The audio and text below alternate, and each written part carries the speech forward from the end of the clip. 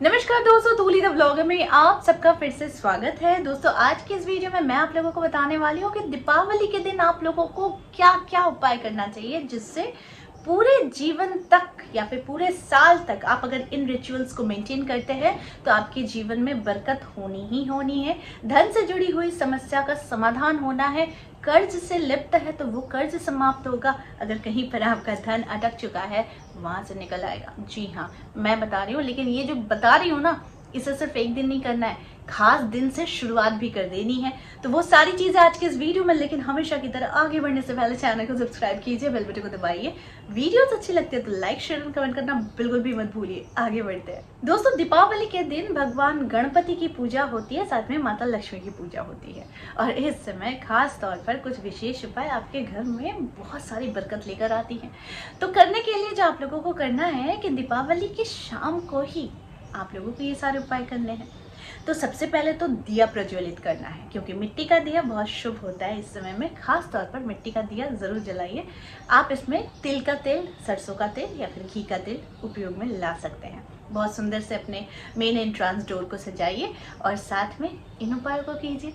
करने के लिए सबसे पहले जरूरी है कमल गट्टे की माला। जी हाँ, कमल गट्टे की माला इस दिन खास तौर पर आप जरूर अपने घर लेकर आए। दीपावली के दिन आप कमल गट्टे की माला को धनतेरस के दिन भी खरीद सकते हैं, जिसका उपयोग आप मंत्र चांटिंग के लिए कर सकते हैं।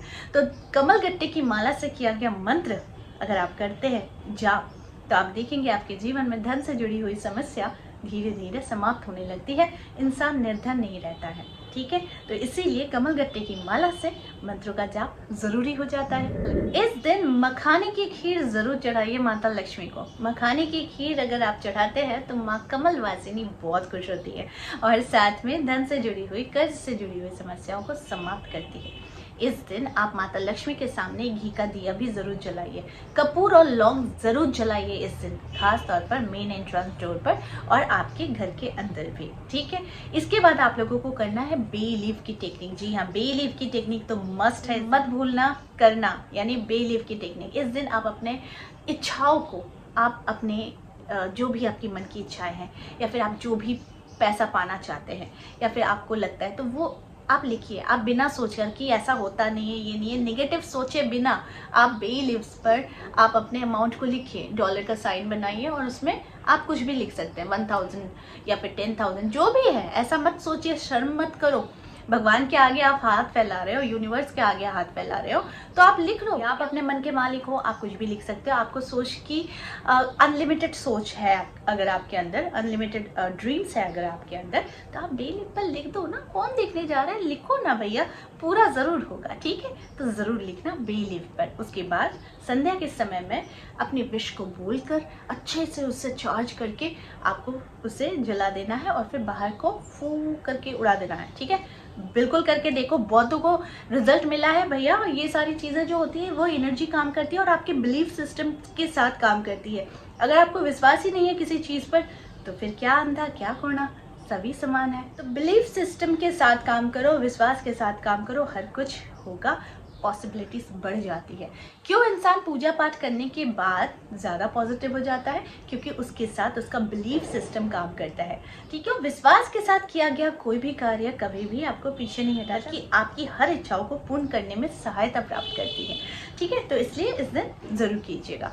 अगली बात जो ध्यान है कि दीपावली के दिन केसर का भोग माता लक्ष्मी को जरूर चढ़ाइएगा। केसर से बने मिठाई या सफ़ेद मिठाई जिसमें थोड़ी सी येलो कलर की कुछ मिक्स्ड हो, जैसे केसर हो, तो अगर बहुत अच्छी होती है तो इन्हें आप ज़रूर माता लक्ष्मी को अर्पण कीजिए। अगली बात ध्यान रखिए, बहुत खूबसूरत से सजिएगा धजिएगा। और अगर हो सके तो धनतेरस के दिन आप अपनी जो भी आपकी ज्वेलरीज है, इससे आप दीपावली के दिन भी कर सकते हैं। जो भी आपकी ज्वेलरीज है, आज तक जो भी आपने ज्वेलरीज खरीदी है, वो ज्वेलरीज थोड़ी सी माता लक्ष्मी को चढ़ा दीजिए, यानी उनके सामने समक्ष आप उसे रख दीजिए। और साथ में आप खुद भी बहुत खूबसूरती के साथ तैयार हुई है। ठीक है ना, खुद भी कुछ ज्वेलरीज पहनिए और माता लक्ष्मी के समक्ष भी ज्वेलरीज को रखिए। इससे भी क्या होता है, उनकी विशेष कृपा आपके पास अभी भी जो भी ज्वेलरीज है उस पर विशेष तौर पर पड़ती है। तो अपनी ज्वेलरीज को ज़रूर रखिएगा माता लक्ष्मी के समक्ष में। ठीक है। इसके बाद जो आप लोगों को करना है कि इस दिन खास तौर पर घर को बहुत सुगंधित बना के रखना है। बहुत कोई क्या होता है, मैं पर्सनली जो करती हूँ कि गुलाब के फूलों का गुलदस्ता लेकर आती हूँ और ईश्वर के दोनों तरफ लगा देती हूँ, तो ऑटोमेटिकली महकने लगता है। फूलों की माला की एक अलग ही सुगंध होती है, तो घर जितना महकेगा ना, माता लक्ष्मी उतनी आएंगी। साफ सफाई पहले ही कर लेना घर की, ताकि उस दिन आप लोगों को माता लक्ष्मी को बुलाने में तकलीफ ना हो। माता लक्ष्मी खुशी खुशी आएंगे जब आपका घर महकेगा, चहकेगा और बहुत ही साफ सुथरा रहेगा, तो आपका घर बहुत चहकेगा। महकता है तो वहीं पर खुशियाँ भी चहकती ही है, तो इसीलिए घर को बहुत सुंदर से रखिएगा।